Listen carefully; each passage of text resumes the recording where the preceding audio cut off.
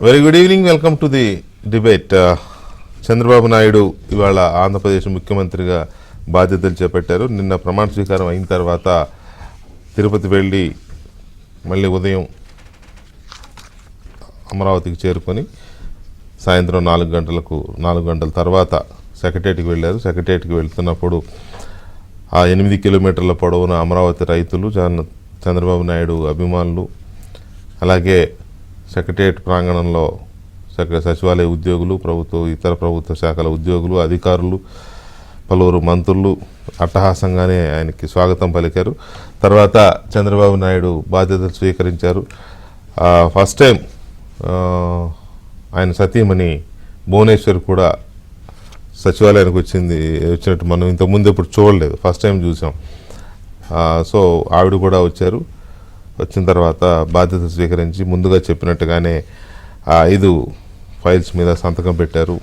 మొదటిది mega DSC, రెండవది land titling act రద్దు, ఏదైతే జగన్మోహన్ రెడ్డి ల్యాండ్ టైటిలింగ్ పేరుతో పేదల భూములను లాక్కోవడానికి తీసుకొచ్చిన ఆ నల్ల చట్టాన్ని రద్దు చేస్తూ చంద్రబాబు రెండవ సంతకం చేశారు. మూడవది పెన్షన్లను ఒక్కసారిగా ఇప్పుడున్న 3,000 పెన్షన్ 4,000కు పెంచుతూ ఒకేసారి పెన్షన్ల ఫైల్ మీద మూడవ సంతకాన్ని చేశారు. ఇప్పుడు ఈ సంతకం ప్రకారం ఇమీడియట్గా ఈ నెల నుంచి, అంటే రేపు ఫస్ట్ నుంచే ఇవ్వాల్సి ఉంటుంది 4,000.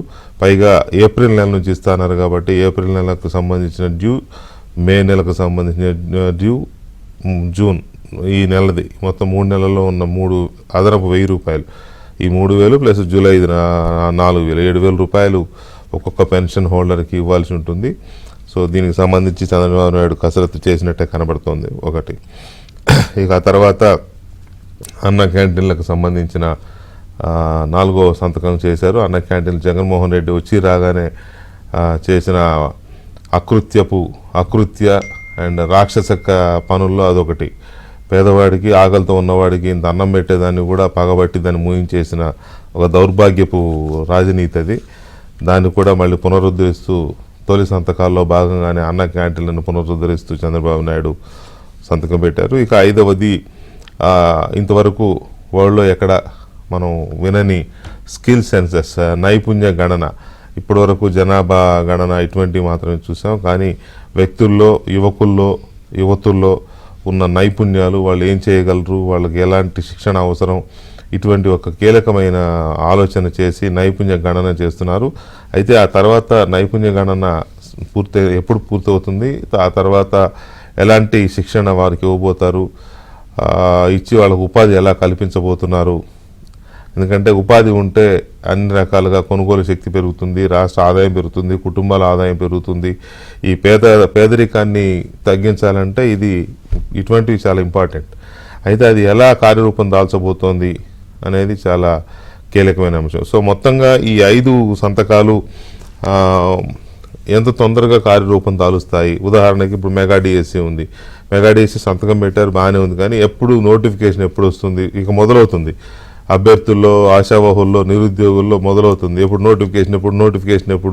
నోటిఫికేషన్ వచ్చిన తర్వాత ఎన్నాళ్ళలో దాన్ని ఎగ్జామ్ పెడతారు, టెస్టులు పెడతారు, ఇంటర్వ్యూలు పెడతారు, ఉద్యోగాలు ఎప్పుడు వస్తాయి, ఇవన్నీ. ఇంకా ఎందుకంటే ఇప్పుడు 5 ఏళ్ల నుంచి చాలా ఆదుర్దగా ఉన్నారు నిరుద్యోగులు. మరి ఇప్పుడు ఆ ఆదుర్ద మొదలవుతుంది మళ్ళీ. సో దీనికి ఎలాంటి కార్యాచరణ ఉంది, ఇవన్నీ కూడా ఆలోచించే పెట్టుంటారు. అవి ఏంటనేది మనం చర్చిద్దాం. మనతో చర్చలో సిపిఎం సీనియర్ నాయకులు, మాజీ శాసనసభ్యులు ఎంఏ గఫూర్ గారు ఉన్నారు. అలాగే బీజేపీ సీనియర్ నేత, అధికార ప్రతినిధి భానుప్రకాష్ రెడ్డి గారు మనతో చర్చలో పాల్గొంటున్నారు. అయితే గఫూర్ గారు, చంద్రబాబు నాయుడు గారు పెట్టిన 5 సంతకాల్లో మొదటిది ఈ మెగా డిఎస్సి. Long waiting. ఎప్పటి నుంచి ఆయన అసలు 5 ఏళ్లలో ఒక ఉద్యోగం కూడా లేని పరిస్థితి కదా. సంవత్సరం పెడతా అని చెప్పినాడు, ఆచరణలో పెట్టలేదు. సో దీని మీద మీ అభిప్రాయం? ఒకటి వికే గారు, మిగతా భానుప్రకాష్, తర్వాత మన వీక్షకులందరికీ నమస్కారం. ఇప్పుడు ఈ మెగా డిఎస్సి చాలా అవసరం అండి.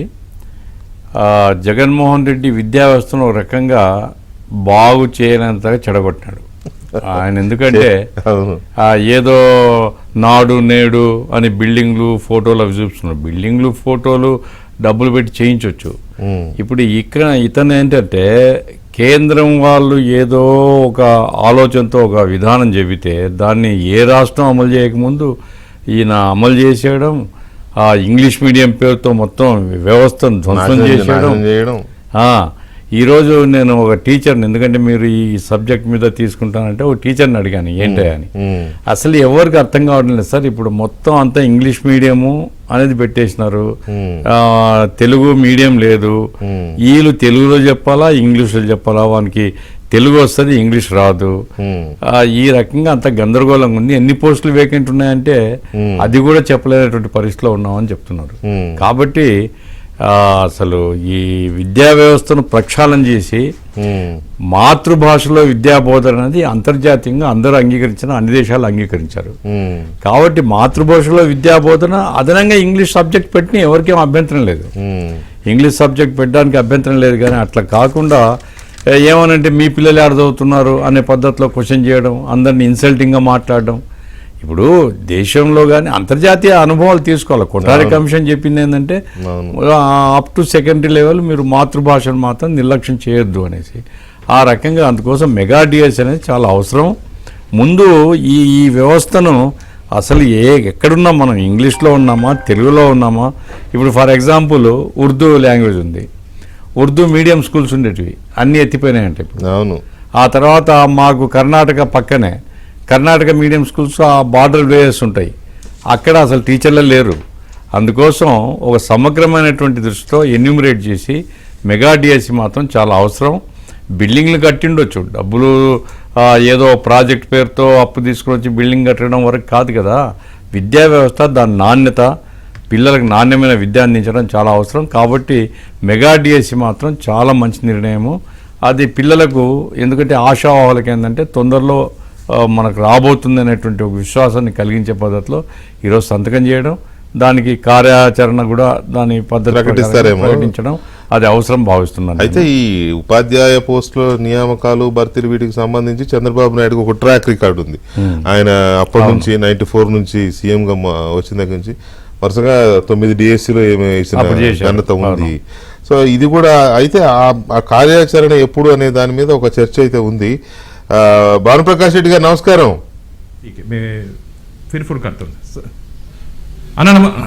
బాగున్నారా? నమస్తే. నమస్తే. నమస్తే గోవింద. రాష్ట్ర ప్రజలందరూ బాగున్నారు, చాలా సంతోషంగా ఉన్నారు. ఏం బాగున్నారు? 20వ తేదీ నుంచో 25వ తేదీ నుంచో జనంలోకి జగన్ అంట.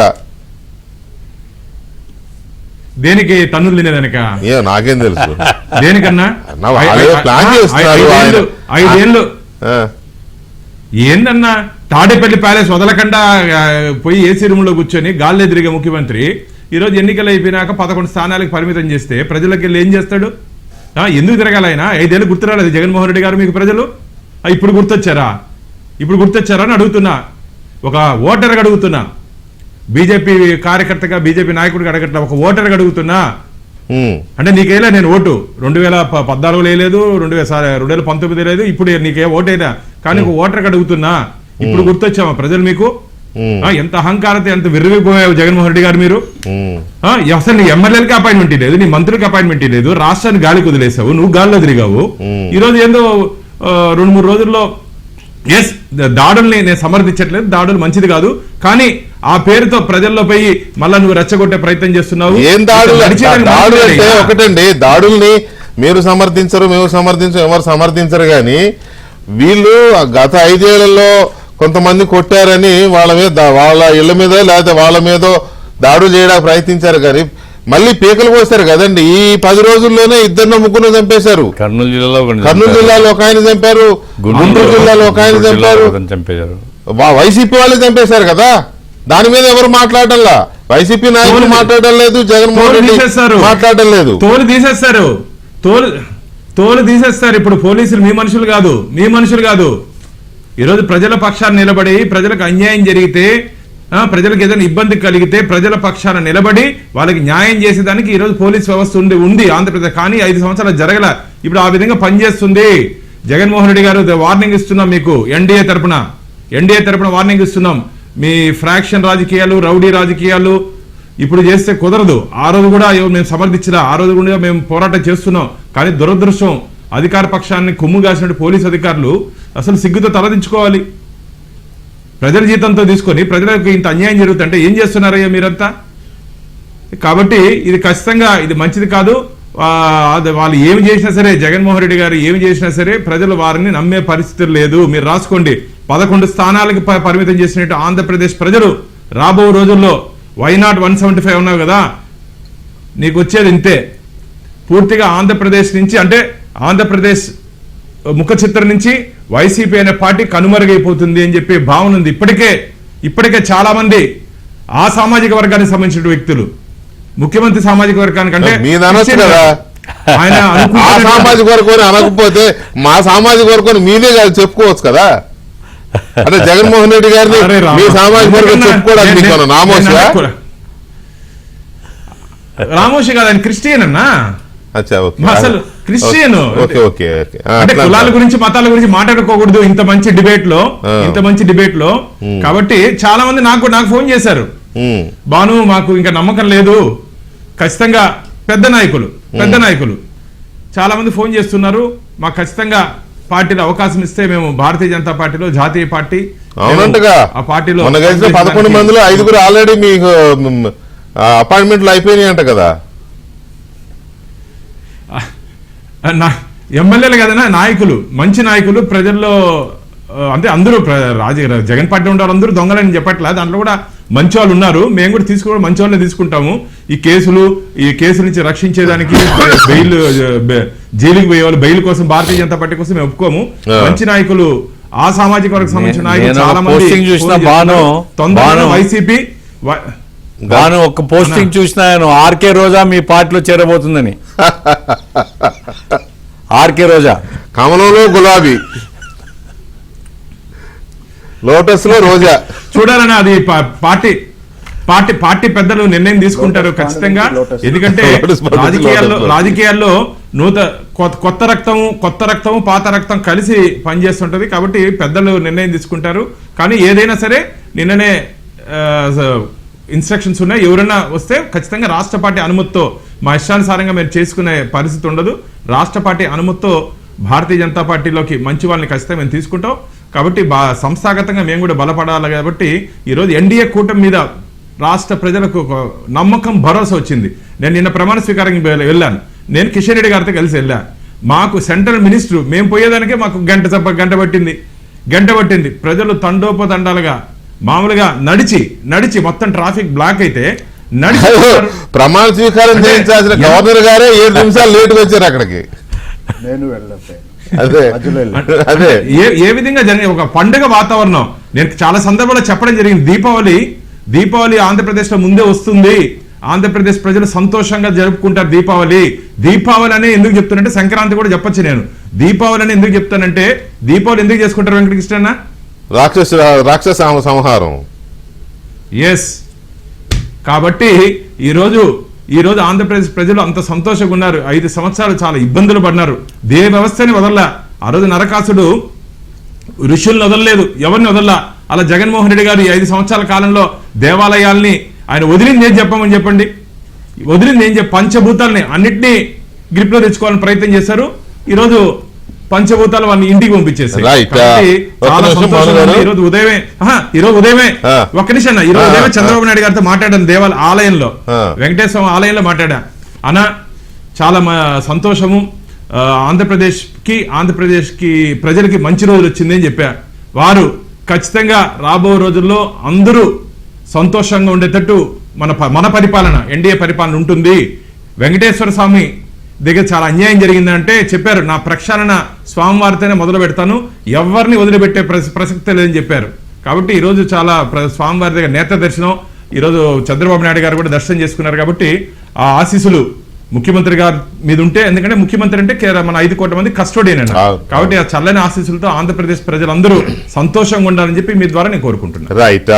ఇక మనం కొలుకుపూడి శ్రీనివాస్ గారికి జాయిన్ అయ్యారు మనతో. శ్రీనివాస్ గారు నమస్కారం, వెల్కమ్ సార్, కంగ్రాచులేషన్. నమస్కారం, అభినందనలు. ఎమ్మెల్యే అయిన తర్వాత ఫస్ట్ ఇదేగా ఫస్ట్ డిబేటేగా. అవును. ఎమ్మెల్యే అయిన తర్వాత మీరు డిబేట్ ఎలక్షన్ అయినా పోలింగ్ అయినాక వచ్చారు కానీ ఎమ్మెల్యే అయిన తర్వాత రాలేదు. సో తిరువూరులో 4 సార్లు తెలుగుదేశం పార్టీ ఓడిపోయిన తర్వాత 5వసారి మీరు అక్కడ విజయబావుట ఎగరేశారు. ఏంటి మీ ఎక్స్పీరియన్స్ ఏంటి? ఎలా నాకు చాలా మంది ఇచ్చిన రిపోర్ట్ ఏంటంటే అసలు ఏ సర్వేలోనూ తిరువూరు గెలుస్తుందని లేదండి. అవునా కదా? ప్రతి సర్వేలోనూ ఏది టీడీపీ బంపర్ మెజార్టీతో వస్తుందని ఇచ్చిన సర్వేలో కూడా తిరువూరు పోతుందనే ఉంది. మరి అది ఎందుకో కృష్ణా జిల్లాలో అన్ని గెలుస్తారు కానీ తిరువూరు ఓడిపోతారని వచ్చిన సర్వేలే ఉన్నాయి. కానీ ఎలా సాధ్యమైంది? మీ ఎక్స్పీరియన్స్ టోటల్ ఎలక్షన్ ఎక్స్పీరియన్స్. ఎందుకంటే this is remarkable election in India కదా. నేను మధ్యలో ఒకసారి డిబేట్కి వచ్చినప్పుడు మీరు అడిగారు నన్ను. అడిగినప్పుడు నేనేం చెప్పానంటే ఫెయిల్ అయ్యే స్టూడెంట్ని పాస్ చేయటం ఎలానో నాకు తెలుసు, పాస్ అయ్యే స్టూడెంట్ని ర్యాంకర్ చేయటం ఎలానో నాకు తెలుసు. టీచర్ అదే మాట అన్నారు. ఇదే మాట చెప్పాను. మీరు టీచర్గా బోధకుడుగా మీకు ఇది కాబట్టి పాస్ అవుతాయి. ఇప్పుడు ఎలక్షన్ తర్వాత నాకు అర్థమైంది ఏంటంటే నన్ను పులివెందుల్లో నిలబెట్టినా గెలిచి వస్తాను.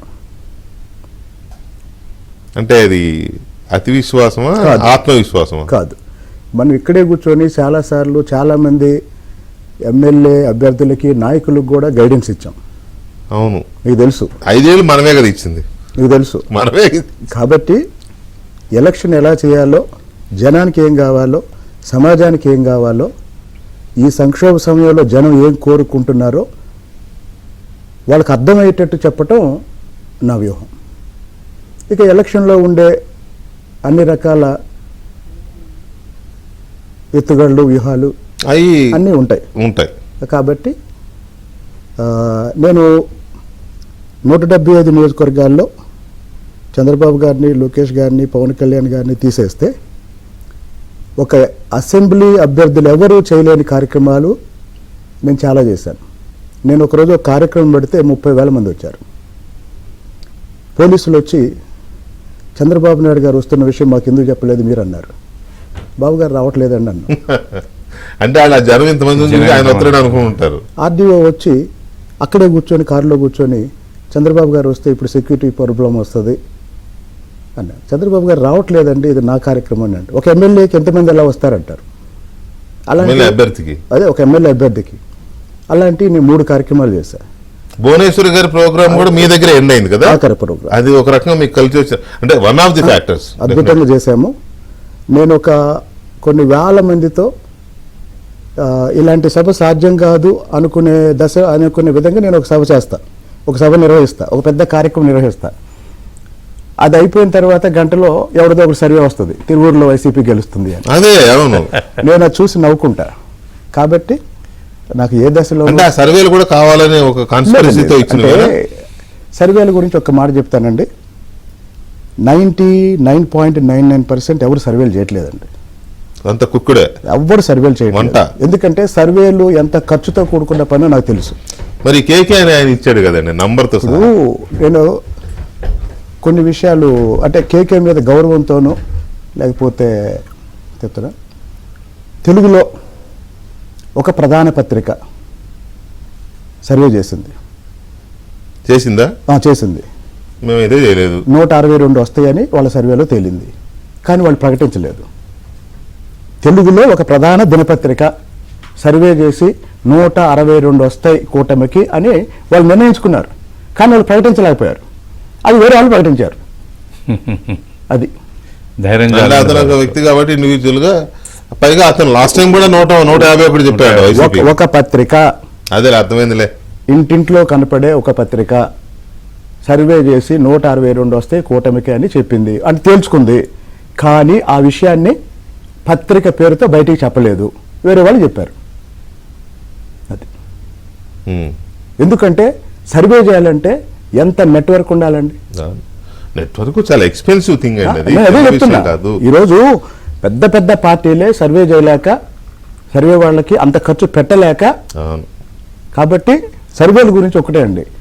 ఈరోజు స్మార్ట్ ఫోన్ వచ్చిన తర్వాత అందరూ సరదాగా సర్వే చేస్తున్నారు. అంటే ఏం లేదు, వాళ్ళు చెప్పాలనుకుని చెప్తారు, సర్వే అంటారు. సరదాగా సర్వే ఏదో బాగుందండి. కాబట్టి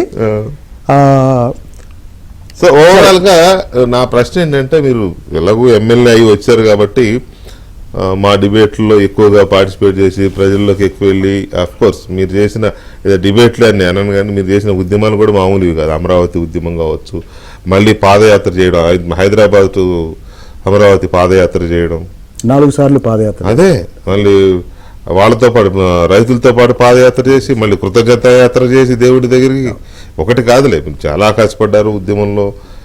అయితే ఈ ఎన్నికల ఫలితాలు వచ్చినాక వైసీపీ వాళ్ళందరూ మనం ఎందుకు ఓడిపోయాం అనుకుంటున్నారు. వాళ్ళకి అందరూ కలిసి జగన్ దగ్గరికి వెళ్తే జగన్ ఏదో చెప్తున్నాడు, పిచ్చి పిచ్చిగా చెప్తున్నాడు. వైసీపీ వాళ్ళందరికీ నేను చెప్పేది ఏంటంటే, వైసీపీ ఎందుకు ఓడిపోయిందని తెలుసుకోవాలనుకుంటే గత 5 సంవత్సరాలుగా 7 గంటల నుంచి 9 గంటల వరకు వెంకటకృష్ణ డిబేట్లో ఏం చర్చించారో ఒకసారి చూసుకుంటే తెలిసిపోయింది.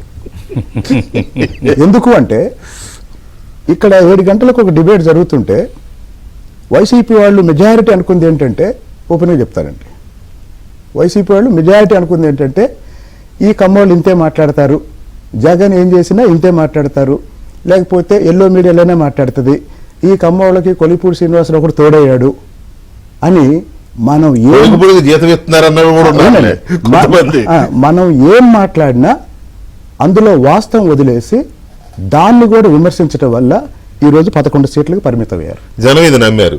ఇంకోటి, ఏ కారణాల వల్ల జగన్ ఓడిపోయాడు అని మీరు ఒక లిస్ట్ రాస్తే ఆ ప్రతి కారణం మీద మనం 20-30 డిబేట్లు పెట్టాం. అవును, కరెక్ట్. ప్రతి కారణం మీద మీరు నేను మీకు ఒక దశలో మీకు చెప్పాను, నేను ఈ అమరావతి రాజధానికి హైకోర్టు కూడా ప్రకటించినాక ఇంక ఈ రాజకీయాలు ఇవన్నీ నాకు వద్దండి, వదిలేశారు. డిబేట్లు కూడా రాను అని 5-6 సార్లు నేను రాకపోయినా మీరు నన్ను మోటివేట్ చేసి ఫోర్స్ చేసి కొన్ని విషయాల్లో మీకు ఆల్టర్నేటివ్ లేదండి. ఇప్పుడు రాజకీయ నాయకులు చాలా మాట్లాడుతూ ఉంటారు, కానీ సమాజాన్ని ఇన్ఫ్లుయెన్స్ చేయాలి అంటే కొంతమంది మాట్లాడాలి అని చెప్పేసి, పార్టీల కోసం కాదు ప్రజల కోసం ఉండాలని చెప్పి మీరు నన్ను ఒక రకంగా ఫోర్స్ చేసి కూర్చోబెట్టేవాడు. నిజం గఫూర్ గారు, నేను చెప్తున్నా ఈ రోజు నేను రాజకీయాల్లో ఉన్నాను, ఎమ్మెల్యేను అంటే 50% మీ వల్ల అయ్యాను. నేను మర్చిపోయాను ఈ విషయం అసలు. ఎందుకంటే ఒక్కోసారి నేను మీ మాట కూడా వినేవాడిని కాదు. నేను రానులేని ఫోన్ కట్ చేస్తే మళ్ళీ రఘురామకృష్ణరాజు గారు ఫోన్ చేసేవాడు, లేకపోతే ఇంకో పెద్ద ఆయన ఫోన్ చేసేవాడు. సరే పెద్దోళ్ళు ఫోన్ చేస్తారని చెప్పేసి కన్విన్స్ అయ్యి ఆ రోజు మళ్ళీ డిబేట్కి వచ్చేవాడిని. అంటే ఈ రాష్ట్రాన్ని ఒక సంక్షోభంలో నుంచి బయటపడేసే ఒక మహాయజ్ఞంలో సరే నేను సైతం అనే ఒక కంట్రిబ్యూషన్ కోసం ఎన్ని ఇబ్బందులైనా ఎదుర్కొన్నాం. ఆఖరికి ఆర్థికంగా అసలు మొత్తం వదిలేసి చాలా ఆర్థికంగా చాలా ఇబ్బందులు పడ్డారు. అది మీకే తెలుసు, ఇంకెవరు తెలియదు. నాకైతే చాలా తెలుసు. మీకే తెలుసు, ఎందుకంటే మనమే మాట్లాడే తెలుసో తెలియదు అంతా మీకే తెలుసు. సరే ఈ నేపథ్యంలో ఈరోజు జగన్మోహన్ రెడ్డి ముందు బాబు గారి సంతకాల గురించి చెప్తానండి. మెగా డిఎస్సి మీద సంతకం పెట్టడం అంటే అర్థం ఏంటంటే గత 5 సంవత్సరాలుగా నిరుద్యోగులకి మీ పర్మిషన్తో ఎట్లాగో మనం పూడి గారి ఎలక్షన్లో కాంటాక్ట్ చేసి ఎమ్మెల్యే అయిన తర్వాత అంతకుముందు ఎలక్షన్లకు ముందు తెలుగుదేశం పార్టీలో చేరడానికి కూడా ముందు తెలుగుదేశం పార్టీలో చేరింది కూడా ఎన్నికలకి ఎన్ని రోజులు అండి, 2 నెలల 3 నెలల ముందు అంతే, 2 నెలల ముందే చేరారు ఆయన. అప్పటి వరకు ఆయన ఒక అనలిస్ట్ గానో లేకపోతే ఒక ఉద్యమకారుడు గానో చర్చల్లో చూసాం. సబ్జెక్టు బాగుంటుందని మేము చేయడం సరే అవన్నీ జరుగుతూ ఉంటాయి అనుకోండి. కాకపోతే ఇప్పటి వరకు ఆయన అనుభవము ఇంకా చాలా ఉంటాయి, కదిలిస్తే ఆ అనుభవాలు చాలా వస్తాయి రాజకీయ నాయకుల నుంచి. పైగా ఫ్రెష్గా రాజకీయాల్లోకి వెళ్ళి ఉద్యమాల నుంచి ఆయన ఉద్యమ చరిత్ర కూడా చాలా గతంలో ఉందిలే, అది వేరుంది మళ్ళీ తీవ్రవాద ఉద్యమం. సో ఈ చరిత్ర నుంచి రాజకీయాలకు వెళ్ళిన తర్వాత కదిలిస్తే చాలా అనుభవాలు వస్తాయి. ఇక మనం మెయిన్ సబ్జెక్టుకి వెళ్తే చంద్రబాబు నాయుడు గారు వాళ్ళు చేసిన 5 సంతకాలు, మొదటిది మెగా డిఎస్సి, రెండవది ల్యాండ్ టైటిలింగ్ యాక్ట్ రద్దు చేయడం, మూడవది పెన్షన్లు ఫస్ట్ నుంచి 4,000 పెన్షన్ ఇవ్వాలి, ఏప్రిల్ నుంచి 1000 3 నెలల 3,000 డ్యూ ఉన్నాయి కాబట్టి అవి కలుపుతూ 7,000 ఇచ్చేలాగా అదొక పెన్షన్, అదొకటి చేయాల్సిన ఇది ఉంది. తర్వాత అన్నా క్యాంటీన్లు, జగన్ రెడ్డి మూసేసిన అన్నా క్యాంటీన్ల రద్దు ఫైలు మళ్ళీ ఓపెన్ చేసి అన్నా క్యాంటీన్లు ఓపెన్ చేసి అదొక సంతకం చేశారు. 5వది ఒక హిస్టారికల్ కార్యక్రమానికి చంద్రబాబు శ్రీకారం చుడుతున్నారు. అది నైపుణ్య గణన, స్కిల్ సెన్సెస్ అనేది ఒకటి స్టార్ట్ చేస్తున్నారు. సో ఈ 5 కీలకమైన పనులకు సంబంధించి ఎంత తొందరగా ఇవి మొదలవుతాయి, కార్యాచరణ ఎప్పుడు స్టార్ట్ అవుతుంది అనేది చాలామంది చర్చిస్తున్నమాట. పర్టికులర్గా ఇది చట్టం రద్దు అంటే జగన్ రెడ్డి చేసిన ల్యాండ్ టైటిలింగ్ యాక్ట్ రద్దు అని అంటే ఇప్పుడు ముఖ్యమంత్రి సంతకం చేశాడు కాబట్టి ఈ క్షణం నుంచి రద్దు అయిపోయినట్టే అది. కానీ మెగా డిఎస్సి అనేది సంతకం చేశారు, బట్ నోటిఫికేషన్ ఎప్పుడు పడుతుంది, ఇవన్నీ ఎప్పుడు వస్తాయనే దాని మీద కొంత ఉత్సుకత, కొంత ఆరాటము, కొంత ఆదుర్ద, తొందరగా ఉద్యోగాలు కావాలనే ఇది ఉంటుంది కాబట్టి ఈ చర్చ వస్తుంది. సో మీరేం చెప్తారు గఫూర్ గారు డిఎస్సికి సంబంధించి? డిఎస్సికి సంబంధించి ఇంతకుముందు చెప్పానండి నేను, చాలా మంచి కార్యక్రమం. కార్యాచరణ ఎటు టైం పడుతుంది, ఎందుకంటే మొత్తం ఎన్యూమరేట్ చేయాలా. ముందు విద్యా వ్యవస్థను ప్రక్షాళన చేసేదానికి అసలు టీచర్ పోస్టులు ఎన్ని ఉన్నాయి, ఇంగ్లీష్ మీడియమా తెలుగు మీడియమా, అది ఏందో అర్థం కాదు. త్రిశంకు స్వర్గంలో ఉన్నాం మనం. కాబట్టి ఆ విద్యా వ్యవస్థను సంస్కరించే కార్యక్రమంతో పాటుగా మెగా డిఎస్సి పెట్టడం చాలా అవసరము. అది కొంత ఇక land titling act high court stay ఉంది ఆల్రెడీ, ఇప్పుడు దాన్ని రద్దు చేస్తుంది, ప్రభుత్వమే విత్డ్రా చేసిందంటే విత్డ్రా చేస్తుంది కాబట్టి పోయింది. ఇది లాస్ట్ డేస్లో జగన్మోహన్ రెడ్డి మీద చాలా పెద్ద అంటే జగన్మోహన్ రెడ్డి స్వభావానికి సంబంధించి ప్రజలు అర్థం చేసుకోవడానికి అసలు మా పాస్ పుస్తకంలో అతని ఫోటో ఏమిటిది అనేది మింగలేకపోయారు. కాబట్టి అది పోతుందంటే చాలా పుస్తకాలన్నీ మార్చేస్తారుగా, ప్రభుత్వానికి ఖర్చే కదా. ఎంత ఖర్చు అండి బాబు సరిహద్దు రాళ్ళ మీద ఆయన బొమ్మ పెట్టిన మొదట, తర్వాత తీసేసినారు కానీ ఆ రాళ్ళ మీద అంటున్నాను కానీ కాదు. కానీ దయచేసి ఎవరు ఫీల్ అవ్వద్దు, జగన్మోహన్ రెడ్డి గారు, ఐఎమ్ సారీ, రాయి మీద బొమ్మ ఎక్కడేస్తారు సార్? సమాధుల్లో వేస్తారు. ఏమి ఇది పిచ్చండి, పబ్లిసిటీ పిచ్చి. అదే ఆ ల్యాండ్ టైటిలింగ్ యాక్ట్ అయిపోయింది. మూడవది సామాజిక పెన్షన్ల పెంపుదల. ఎందుకంటే కొంతమంది మేధావులు చెప్పేది చంద్రబాబు మీద విశ్వసనీయత లేదు, అది లేదు.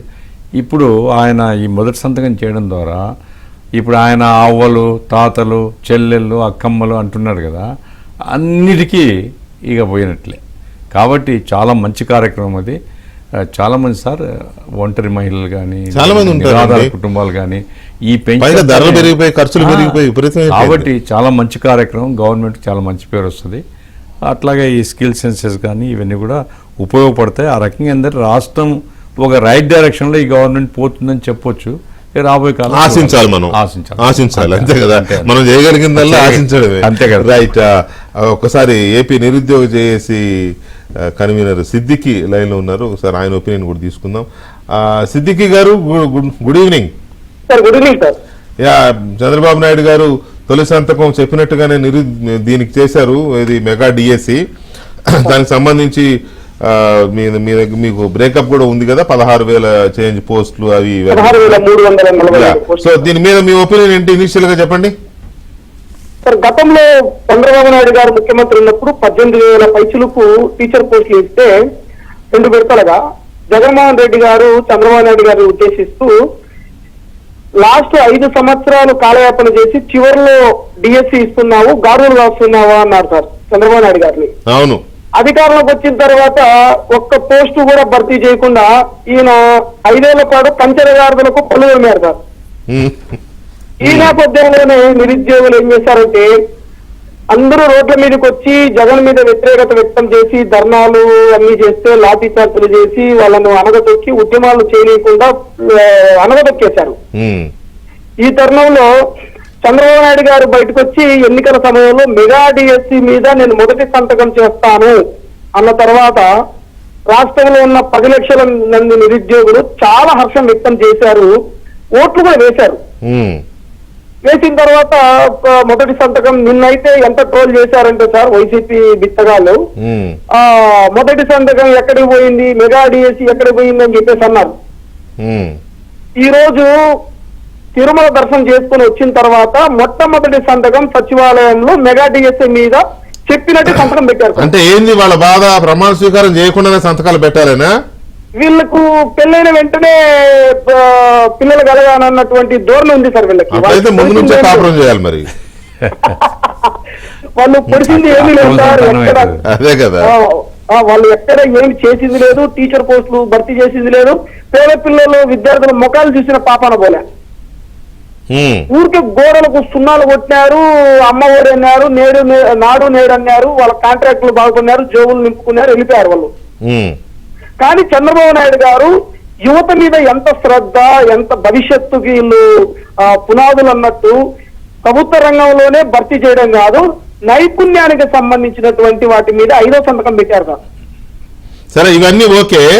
ఈ సంతకాలు పెట్టారు. ఇప్పుడు ఈ డిఎస్సికి సంబంధించి కార్యాచరణ మీద మీకేమన్నా సమాచారం ఉందా? ఎప్పుడు నోటిఫికేషన్ ఇవన్నీ ఉంటాయి కదా, చిన్న విషయం కాదు ఇది మొత్తం. ఇప్పుడు జస్ట్ మేము సచివాలయంలో ముఖ్యమంత్రి గారిని కూడా కలిసాం సార్, ధన్యవాదాలు తెలియజేశాం. ఓహో, ఓకే. కలిసేసి ఇప్పుడు బయటకు వచ్చామన్నమాట. ముఖ్యమంత్రి గారు చాలా స్పష్టంగా చెప్పారు, ఈ డిఎస్సీనే కాదు ఏ సమస్యలు ఉన్నా నేను పరిష్కరిస్తాను, ఇది నిరుద్యోగుల ప్రభుత్వం అన్నారు. ఇది నిరుద్యోగులకు బాసటగా నిలిచే ప్రభుత్వం అన్నారు. ఎస్జిటి పోస్టులు, స్కూల్ అసిస్టెంట్ పోస్టులు, పిఈటి పోస్టులు, ప్రతిదీ జగన్మోహన్ రెడ్డి అయితే పిఈటి పోస్టులే లేకుండా ఇచ్చినాడు 6,100 పోస్టులు. అవును. ఆ బుధ సత్యనారాయణ ఎట్టబోయాడు, గాలి కొట్టుకొని పోయాడు. డిఎస్సి, మెగా డిఎస్సి అని నాంచి నాంచి నాంచి నాంచి నిరుద్యోగులందరినీ కూడా మోసం చేశాడు. అట్లాంటి వాళ్ళందరూ మంత్రులు పోయారు. వీళ్ళు చాలా స్పష్టంగా నోటిఫికేషన్ ఇచ్చారు, టెట్ కూడా నిర్వహిస్తారని చెప్పేసి అన్నారు రెండోసారి. ఎందుకంటే హడావిడిగా వాళ్ళు ఎన్నికల్లో లబ్ధి పొందాలని చెప్పేసి వాళ్ళు ఇచ్చినటువంటి నోటిఫికేషన్ పూర్తిగా కోర్టు కూడా పక్కన పెట్టేసింది కాబట్టి మళ్ళీ ఫ్రెష్ గా డిఎస్సికి సంబంధించిన టెట్ ఇస్తారు, డిఎస్సి కూడా నిర్వహించి భర్తీ చేస్తారు sir. Right Siddiqui, thank you very much.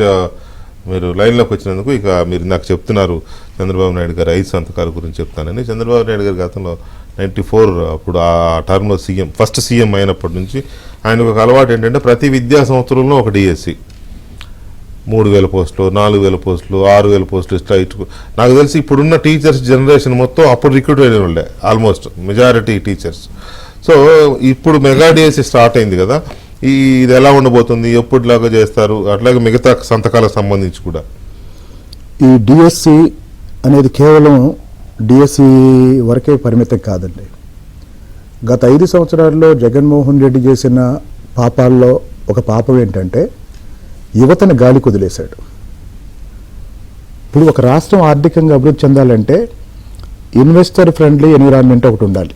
అరే ఇక్కడ పెట్టుబడులు పెడితే 10 రూపాయలు వస్తాయి అని పెట్టుబడిదారులకు అనిపిస్తే పెడతారు, అప్పుడు అభివృద్ధి ఉంటుంది. అలాగే యూత్కి డిగ్రీ అయిపోతే పలానా ఉద్యోగం రాయొచ్చు అని ఒక ఆలోచన ఉండాలి, ఒక ఆప్టిమిస్టిక్ ఎన్విరాన్మెంట్ ఉండాలి. గత 5 ఏళ్లలో ఎవరికీ ఏం లేదు కదా. అంటే డిగ్రీ అయిపోగానే ఈ నోటిఫికేషన్ వస్తుంది, ఈ నోటిఫికేషన్ చదువుదాం, ఈ ఉద్యోగం వస్తుంది. చాలామంది బీఈడి చేయాలి అనుకుంటారంటే వచ్చే సంవత్సరం నోటిఫికేషన్లో నాకు పోస్ట్ వస్తుంది. చాలా మంది డిగ్రీ అయిపోగానే ఈ సంవత్సరం బ్యాంక్ ఎగ్జామ్ రాస్తాను, లేదా ఈ సంవత్సరం కానిస్టేబుల్ రాస్తాను, ఈ సంవత్సరం ఎస్ఐ రాస్తాను, ఈ సంవత్సరం గ్రూప్ 1 రాస్తాను, గ్రూప్ 2 రాస్తాను అని ఒక హోప్తో డిగ్రీ తీసుకొని బయటకు వస్తారు. గత 5 సంవత్సరాలుగా నిరుద్యోగ యువతని ఇప్పుడు పెద్ద పత్తిలా బయటకు వచ్చి ఎందుకు ఓడిపోయాం అర్థం కావట్లేదు అంటున్నాడు జగన్. మర్చిపోయా, మీరు వచ్చే ముందు మీరు వెళ్ళలేదు. విన్నాను 20వ తేదీ నుంచి జగన్ ఇప్పుడు అంటే ఇన్నాళ్ళు జనంలో లేడమే కదా. ఇప్పుడు జనంలోకి వస్తున్నాడు అంటే అర్థం ఏంటి? ఇన్నాళ్ళు జనంలో లేడమే ఉన్నారు. ఇప్పుడు ఇన్నాళ్ళు 5 సంవత్సరాలు తాడేపల్లి కొంపలో పనుకొని ఇప్పుడు నిన్ను నమ్ముకున్న వాళ్ళ జీవితాలు నాశనం అయిన తర్వాత ఈరోజు ఇంకోటి ఎమ్మెల్సీల సభలో ఎమ్మెల్సీల మీటింగ్లో ఏమంటాడు, మీరు పోరాడండి అంటాడు. చెప్తారు ఒక్క నిమిషం, వెనకటికి ఎవడు అన్నాడంట, మగ్గం గుంట్లో పాము ఉంది మగాళ్ళు రండి అన్నాడంట. మగ్గం గుంట్లో పాము ఉంది మగాళ్ళు రండి అన్నాడంట. అరే నువ్వు పార్టీ ప్రెసిడెంట్వి, నువ్వు ఎమ్మెల్యేవి, నిన్నటిదాకా ముఖ్యమంత్రివి, ఈరోజు ఎమ్మెల్సీలని మీరు పోరాడండి అంటే వాళ్ళు పోరాడితే నువ్వేం చేస్తావు? ఇంకోటి ఎమ్మెల్సీలు ఎవరు? వాళ్ళు ఏమన్నా ప్రజల ద్వారా ఎన్నుకోబడ్డ వాళ్ళ? పైగా నిన్నటిదాకా ఏమన్నావు? అసలు శాసన మండలి వద్దన్నావు కదా, శాసన మండలి రద్దు చేయడానికి తీర్మానం చేసినాడు కదా. నేను చెప్తున్నా ఏమంటాడంటే ఈ రోజు జగన్మోహన్ రెడ్డి మాట్లాడిన ప్రతి వాక్యాన్ని అతనికే కొట్టచ్చు. ఎందుకు అంటే నిన్నటిదాకా నీ బతుకేంటో నువ్వు చెప్పి ఈరోజు మాట్లాడే పత్తిత్తు మాటలు ఉన్నాయే. 2019లో తెలుగుదేశం ఓడిపోయిన వెంటనే మాచర్ల నియోజకవర్గంలో ఆత్మకూరు అనే గ్రామంలో తెలుగుదేశం కార్యకర్తల మీద పడి చంపేస్తుంటే ఆ కార్యకర్తలు, తెలుగుదేశం పార్టీ అభిమానులు, సానుభూతి పరులు ఆ గ్రామంలో బతకలేక బయటకు వస్తే గుంటూరులో షెల్టర్లు పెట్టి మరి శిబిరం పెట్టి నాయకుడు నిలబడి అక్కడ పోరాటం చేసి వాళ్ళందరినీ మళ్ళీ ఆత్మకూరు తీసుకెళ్ళి ఆ రోజు నేను డిబేట్లో ఉన్నాను. మరి ఈరోజు జగన్మోహన్ రెడ్డికి ఒక ప్రశ్న వేస్తున్నా. దాడులు జరుగుతున్నాయి అన్నావు కదా, మీ వాళ్ళ మీద ఎవరో దాడులు చేస్తున్నారు అన్నావు కదా, ఎప్పుడన్నా ఎవరి దగ్గరికి వెళ్ళి పరామర్శించావా? మరి దాడులు జరిగితే బాధితులు ఉంటే నిన్నే కదండి గఫూర్ గారు ఊళ్ళో హర్నాథ్ అనే వ్యక్తిని దారుణంగా పేకకొచ్చి చంపారు. వినండి, 2-3 అయిన ఎలక్షన్ తర్వాత వైసీపీ నాయకుల మీద ఎక్కడన్నా దాడులు జరిగి వాళ్ళు తీవ్రమైన ఇబ్బందుల్లో ఉంటే నువ్వు గాని నీ పార్టీ నాయకులు ఒక టీము గాని వెళ్ళి పరామర్శించారా? లేదు కదా. లేదు. ఇంకా మాట్లాడితే నేను చెప్తున్నాను, గత 5 సంవత్సరాల జగన్మోహన్ రెడ్డి అరాచక పాలన చూసిన తర్వాత ఈ నెల 4వ తారీఖున ఫలితాలు వచ్చిన తర్వాత ఫలితాలు వచ్చిన క్షణం నుండి ఈ క్షణం వరకు జగన్మోహన్ రెడ్డి బతుకుతున్న బతుకు చంద్రబాబు నాయుడు పెట్టిన భిక్ష. చంద్రబాబు నాయుడు పెట్టిన భిక్ష. ఆయనకి అమరావతి నిర్మాణం, ఆంధ్రప్రదేశ్ పునర్నిర్మాణం ఈ 2 తప్ప ఈ రాక్షసుడు కనపట్టలేదు. ఇప్పుడు కూడా నేను ఈ 4.5 సంవత్సరాల్లో నిన్న కూడా ప్రమాణ స్వీకారానికి రమ్మని ఫోన్ చేశానంట కదా, ఆయన ఫోన్ ఎత్తలేదు. కానీ ఆయన ఫోన్ ఎత్తితే వార్త, మీరేంటి జగన్ ఫోన్ ఎత్తలేదని బ్రేకింగ్ న్యూస్ వేశారు. అరే ఫోన్ ఎత్తితే వేయాలి కదా. అంటే ఫోనే లేదని చెప్పాడు, ఫోనే లేదన్నారు. కానీ ఫోన్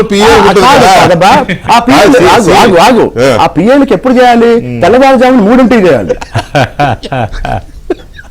తెల్లవారుజామున 3ంటికి చేస్తే అది చేయాల్సిన వాళ్ళకి చేస్తే అది అందాల్సిన వాళ్ళకి అందిద్ది, సమాచారం తెలియాల్సిన విషయం తెలిసిద్ది. కాబట్టి ఈరోజు నిన్న మళ్ళీ చెప్తున్నానండి, గత 5 సంవత్సరాలుగా జగన్మోహన్ రెడ్డి మద్దతుతో జగన్మోహన్ రెడ్డి పార్టీ నాయకులు, తెలుగుదేశం పార్టీ నాయకుల మీద చేసిన దాడులు, హత్యలతో పోలిస్తే ఈరోజు ఎక్కడా దాడులు లేనట్టే లెక్క. నేను చెప్తున్నానండి, నేను మళ్ళీ చెప్తున్నా, నేను తిరువూరు వెళ్ళి ఒక ఇల్లు తీసుకొని గృహప్రవేశం చేస్తుంటే ఒక వైసీపీ నాయకుడు తాగి నా ఇంటి మీదకి వచ్చి గొడవ చేశాడు. ఇక్కడ ఇల్లు తీసుకున్నా. రెండోది, నా మీద పోటీ చేసిన స్వామిదాస్ అనే వ్యక్తి ప్రచార రథం ఉంటుంది కదా, ఆ ప్రచార రథం వేసుకొని వచ్చి నా ఇంటి ముందు పందిరేస్తే పందిని గుద్దారు. నేను ఇక్కడ కూర్చొని చెప్తున్నా, నేను ఈరోజు కావాలనుకుంటే ఇంటికి వెళ్ళి కొట్టగలను. కానీ చంద్రబాబు నాయుడు అంటే అభివృద్ధి, చంద్రబాబు నాయుడు అంటే రాజ్యాంగ వ్యవస్థలు గౌరవించడం, ప్రజాస్వామ్యం అనే ఆ మౌలిక సూత్రాల్ని గౌరవించే క్రమంలో మేము మౌనంగా ఉన్నాం. లేకపోతే నిజంగా చెప్తున్నానండి, ఈరోజు ఎన్ని అరాచకాలు చేశారో నిజంగా తెలుగుదేశం పార్టీ కార్యకర్తలు గత 10 రోజులుగా వాళ్ళు ఎంత స్థితప్రజ్ఞులుగా ప్రవర్తిస్తున్నారంటే, ఓకే రాష్ట్రాన్ని కాపాడుకున్నాం, రాక్షస సంహారం జరిగింది, అది ఫిజికల్గా జరగాల్సిన పని లేదు. ఇప్పుడు జగన్మోహన్ రెడ్డి ఈరోజు మీటింగ్ పెట్టి మళ్ళీ లేస్తాం, ఇందాకేమన్నాడు తెలుసా, నేను 1000 కిలోమీటర్లు పాదయాత్ర చేశాను, ఆ శక్తి నాకు ఇంకా ఉంది అన్నాడు. ఆ శక్తి నీకుందని మీ ఇంట్లో వాళ్ళే అనుకోవట్లేదు.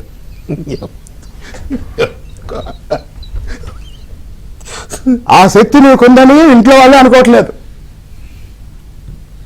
5 ఏళ్ళు ఏం చేశాడు? పాదయాత్ర అంటే పాదాల మీద చేసే యాత్ర. ఏంటి అదే నేను చెప్తున్నానండి. ఇంకోటి, జగన్మోహన్ రెడ్డి ఏదో చెప్తున్నాడు కదా బయటకు వస్తాను అని, నేను 3 విషయాలు చెప్తా.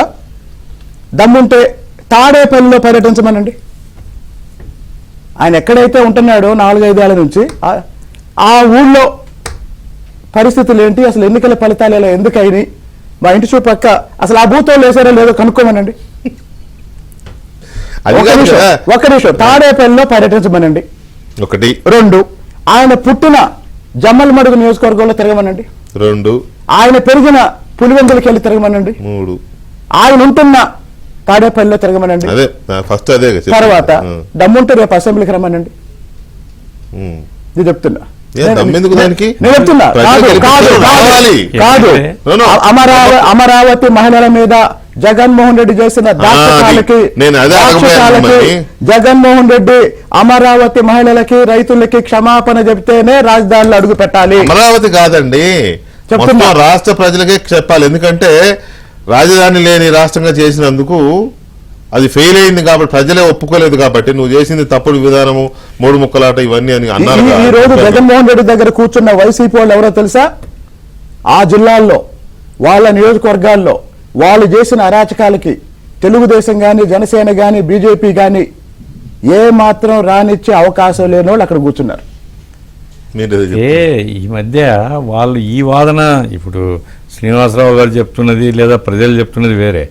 వాళ్ళు ఇప్పుడు కొత్త వాదన ఏంటంటే, అందరూ వరుసగా సోషల్ మీడియాలో చెప్తున్న ఈవీఎంలో మొత్తం అంతా మార్చేసినారు. 2019లో టీడీపీ వాళ్ళు ఎవరో ఇట్లాగే ఒకళ్ళిద్దరు ఈవీఎంలు ఏమైనా మాయ చేసినాయి అంటే ఇదే జగన్మోహన్ రెడ్డి గారు ఖండించాడు.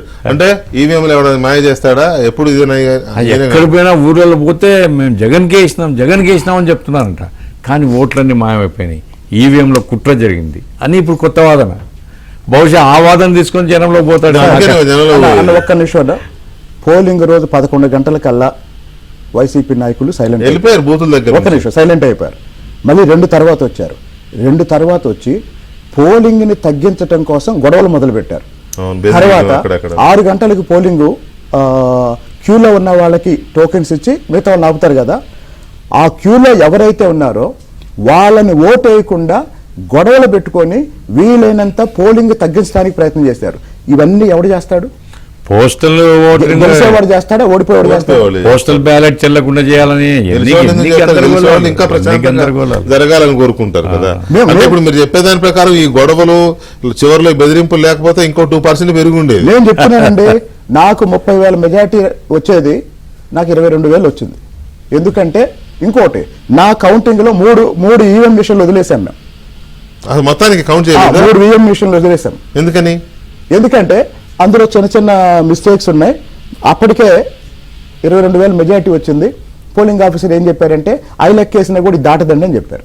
ఎలా దాటుద్ది? ఒక్కో దాంట్లో 2,000 కదా ఉండేది. ఇంకోటి, నాకు 17 రౌండ్లలో ఏ రౌండ్ లోనూ నేను వెనకబడలేదు. కాబట్టి ఇప్పుడు కూటమి అభ్యర్థులకు వచ్చిన మెజారిటీ ఏదైతే ఉందో ప్రతి నియోజకవర్గంలో ఇంకా 5 నుంచి మినిమం 5,000 ఓట్లు ఆ రోజు గొడవల వల్ల జనం కొంత ఇబ్బంది పడ్డ వాళ్ళు వెనక్కి వెళ్ళిపోయారు. కాబట్టి ఈ రోజు జగన్మోహన్ రెడ్డి జనంలోకి వస్తానన్నాడుగా, రమ్మనండి. వస్తారు. అయ్యో దాని హక్కు అండి. ఒక పౌరుడుగా, ఒక రాజకీయ నాయకుడు ఎవరికి ఉంటుందో తెలుసా? ఇప్పుడు ఎవరికి ఉంటది? నిన్నటి వరకు ముఖ్యమంత్రిలా పరిపాలిస్తే ఉంటది. ఏ ముఖ్యమంత్రి అయినా పరదాలు వేసుకొని జనం దగ్గరికి వెళ్ళాడా? ఇప్పుడు మీరు అన్న పాయింట్ కరెక్టే, కానీ ఆయనకి ప్రజల్లోకి వెళ్లే రైట్ ఆయనకు ఉంది రాజ్యాంగం ప్రకారం. కాకపోతే ఒకటి మనం డిమాండ్ చేయొచ్చు. మనమని ఎందుకు అంటున్నానంటే, ఓ జర్నలిస్ట్గా నాకు ఉంటుంది, రాజకీయ నాయకులుగా మీకు ఉంటుంది. ఒకటి, ఆయన కొన్ని తప్పుడు విధానాలు చేశారు కాబట్టి వాటి మీద సమాధానం చెప్పాలి జనంలోకి వెళ్ళి. ప్రజలకు ఖచ్చితంగా ఎక్కడ సభ పెట్టినా, ఎక్కడ రోడ్ షో చేసినా ఈ జనంలోకి జగన్ అనే దాంట్లో ఏమన్నాడు తెలుసా? చంద్రబాబు నాయుడు ప్రత్యేక హోదాను వదిలేశాడు అన్నాడు. బయటకు వస్తే ఆ మాట మాట్లాడితే చెప్పులు తెగుతాయి. రాలు కదా, చెప్పులు తెగుతాయి. సరే, ఓకే, రైట్. భానుప్రకాష్ రెడ్డి గారు, చంద్రబాబు నాయుడు గారు ఇవాళ 5 సంతకాలు చెప్పినట్టుగానే ముందు 2 సంతకాలు అన్నారు, 5 సంతకాలు చేశారు కదా. ఈ 5 సంతకాలు, ఒకటి mega DSC, 2 land titling act రద్దు, 3 పెన్షన్స్, 4 అన్న క్యాంటీన్స్, 5 స్కిల్ సెన్సెస్. సో ఈ 5 సంతకాలు చేశారు కదా, వీటి మీద మీ ఒపీనియన్ ఏంటి? ఒకటి. రెండోది, ఇప్పుడు ఈ స్పీడ్గా టేక్ ఆఫ్ అవ్వాలి అని అంటే ఇవేగా చాలా, ఏది టేక్ ఆఫ్ అవ్వాలన్నా కేంద్ర సహకారం చాలా ఇంపార్టెంట్. సో ఈ ఎప్పట్లోగా అవ్వాల్సిన అవసరం ఉందనుకుంటున్నారు? అన్న క్యాంటీన్లు ఇమీడియట్ గా స్టార్ట్ అయిపోయినాయి. ఆల్రెడీ హిందూపూర్ లో స్టార్ట్ అయిపోయింది, బాలకృష్ణ గారు స్టార్ట్ చేశారు, ముందే చేశారు. చంద్రుని చల్లని దీవెనలు పవనాలు చంద్రుని చల్లని పవనాలు ఆంధ్రప్రదేశ్ ప్రజల మీద వస్తున్నాయి. దానికి కేంద్రంలో ఉన్నటువంటి ఎన్డీఏ ప్రభుత్వం, దాంట్లో చంద్రబాబు నాయుడు గారు, పవన్ కళ్యాణ్ గారు కూడా భాగస్వామయ్యారు.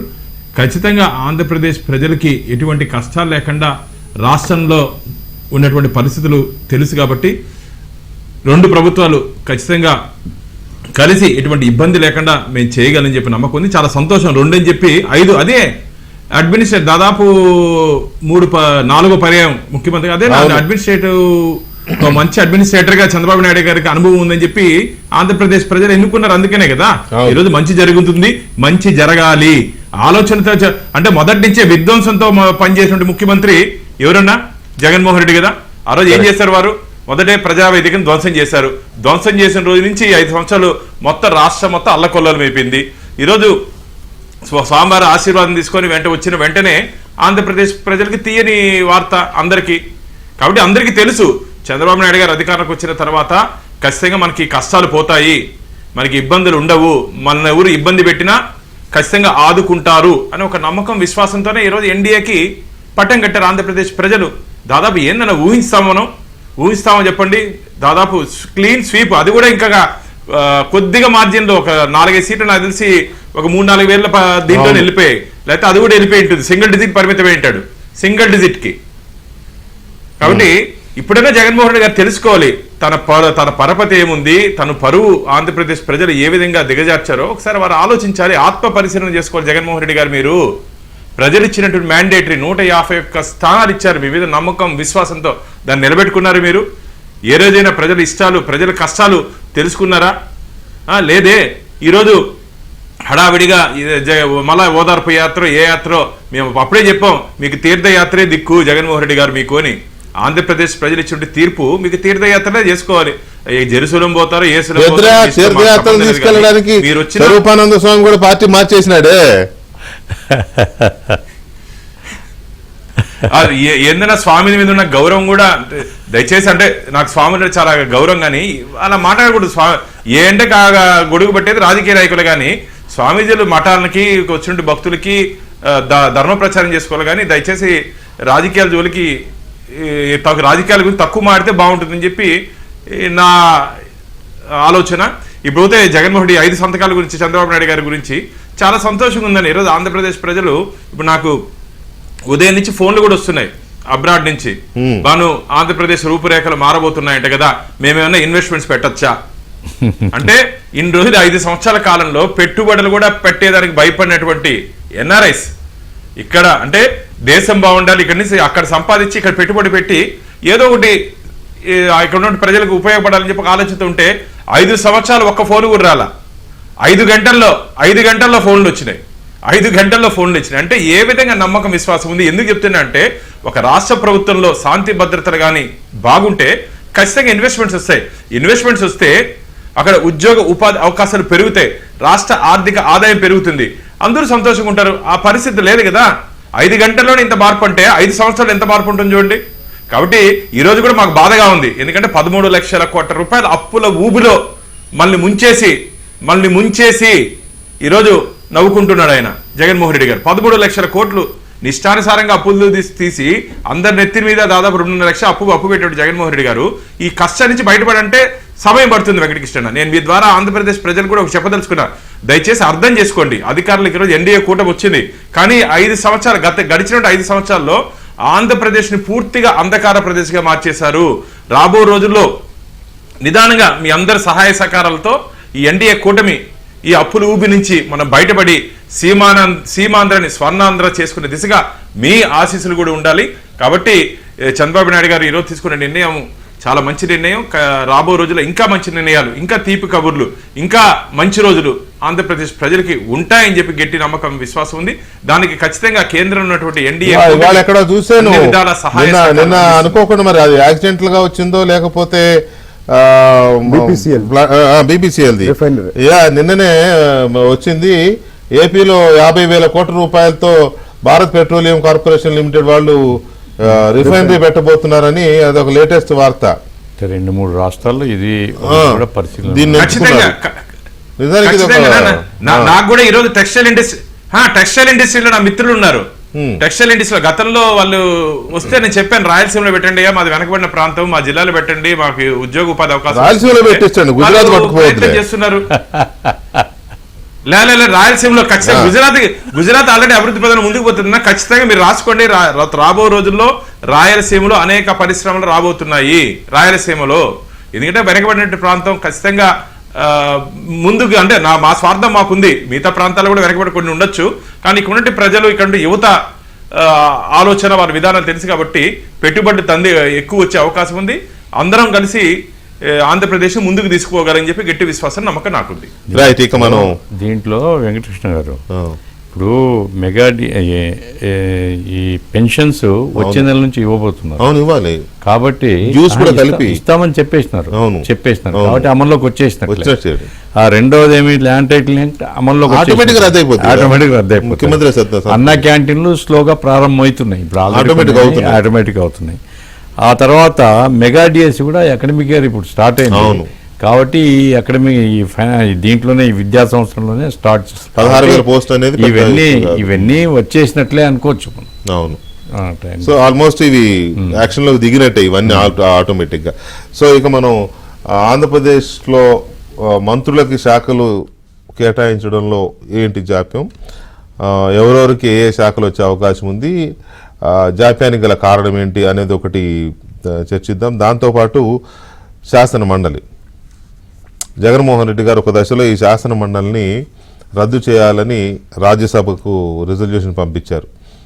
ఎందుకు అని అంటే అప్పుడు ఆయన అనుకున్న ఈ 3 రాజధానుల బిల్లుల్ని వీటిని అప్పుడు శాసన మండలిలో తెలుగుదేశం పార్టీకి మెజారిటీ ఉంది కాబట్టి అక్కడ ఆ బిల్లులు పాస్ అవ్వట్లేదు అనే ఉద్దేశంతో శాసన మండలిని రద్దు చేసేద్దాం, అసలు మండలి ఎందుకు, మా దగ్గరే 10 మంది లాయర్లు ఉన్నారు, 20 మంది ఇంజనీర్లు ఉన్నారు, 30 మంది ప్రొఫెసర్లు ఉన్నారు, మేధావులందరూ అసెంబ్లీలో ఉంటే అక్కడ ఎవరున్నారు, అవసరం లేదని చెప్పి మాట్లాడిన జగన్మోహన్ రెడ్డి గారి మాటలు ఇంకా అలాగే ఉన్నాయి. అఫ్కోర్స్ సంవత్సరం జనవరి 2020లో ఈ రిజల్యూషన్ చేసి సంవత్సరం 10 నెలల తర్వాత మెజారిటీ కొద్ది పెరగగానే మళ్ళీ మేము విత్డ్రా చేసుకుంటున్నామనే రిజల్యూషన్ చేశారు, కానీ అది కేంద్ర ప్రభుత్వానికి ఇవ్వలేదు. ఇప్పుడు కేంద్ర హోంశాఖ దగ్గర ఉన్న పెండింగ్లో ఉన్నది ఏంటయ్యా అంటే ఇదే శాసన మండలి రద్దు తీర్మానమే. ఆంధ్రప్రదేశ్ శాసన మండలి రద్దు తీర్మానం జగన్మోహన్ రెడ్డి ప్రభుత్వం చేసిన తీర్మానం హోమ్ మినిస్ట్రీలో పెండింగ్లో ఉంది. అది వెంటనే డెసిషన్ ఎందుకు తీసుకోలేదు అంటే దేశంలో ఇంకొక 5-6 రాష్ట్రాలు ఇలాంటి రిక్వెస్ట్లు చేశాయి కాబట్టి ఇది మళ్ళీ అందరికీ ఇవ్వాల్సి వస్తుందనే ఉద్దేశంతో అది అప్పుడు హోల్డ్ చేశారు. ఇప్పుడు శాసన మండలి రద్దు చేసే అవకాశం ఉంది, రద్దు చేయించే అవకాశం ఉంది. ఎందుకంటే ఇప్పుడు కూటమి ప్రభుత్వం రాష్ట్రంలో ఉన్నది కూడా, ఇప్పుడు కూటమి ప్రభుత్వానికి రాష్ట్రంలో ఉన్న కూటమి ప్రభుత్వానికి అవసరం శాసన మండలి రద్దు